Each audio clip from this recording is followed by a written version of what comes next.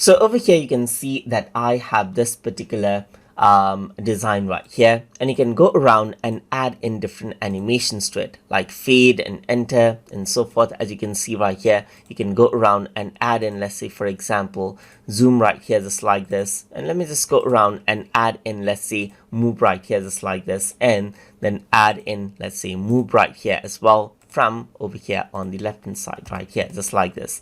So you can go around and add in some animations, and what you see right here is there's a time right here.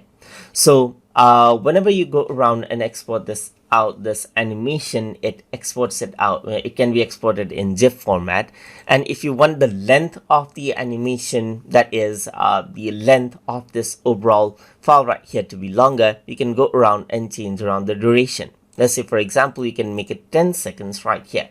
And when you go around and then select out, let's say GIF now, then what happens is that you can go around. Let me just go around and decrease out the size of the GIF right here and click on download GIF. Then what happens is that it renders out 10 seconds of animation as per how you actually went around and selected the length right here.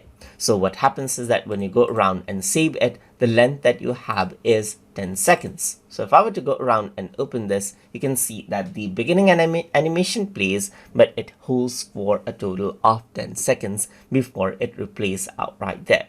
So you can see that after 10 seconds, it replays out.